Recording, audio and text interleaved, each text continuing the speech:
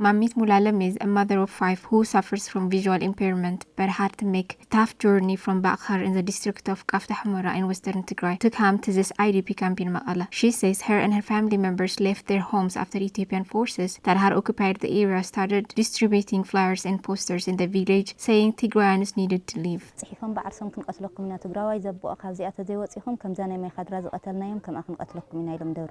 We left our home on the 9th of February last year. That day, they started to spread flyers in the village, in churches, on road, everywhere. It said, if Tigrayans don't leave the village, we will kill them, as we did in Maikadra. And then they started to kill people. Everyone got scared.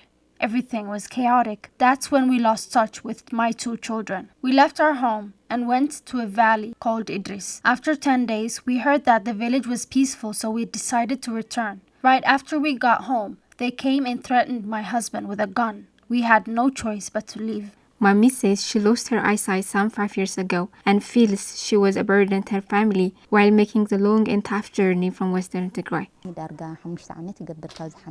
It's been almost 5 years since I lost my eyesight. Back home, my husband used to take good care of me. I was doing very well until this happened. I had to leave my home. The journey to Maqala was so difficult. I was a burden to my family, and my husband had to put me on a donkey the whole way because I couldn't walk myself.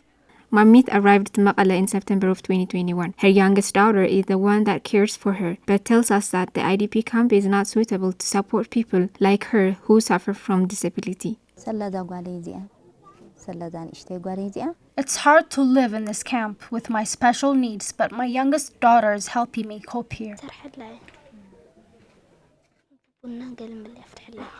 I help my mom by doing housework. I make her coffee and fetch her water. I never did any housework before because my older sister used to take care of everything. But now, since we've lost touch with her, I have to do everything myself, and it's been difficult.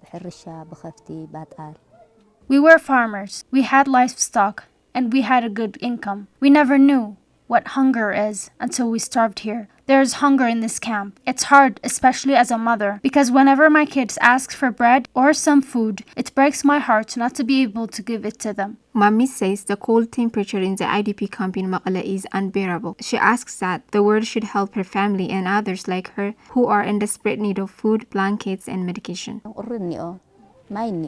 The tent overflows with water when it starts to rain. Since winter arrived, we are always cold, especially during the night. We need food and wood to make fire or blankets to help us pass the night. The world has to pressure the Ethiopian government to end the siege. I wish I could speak to my children or access my bank account.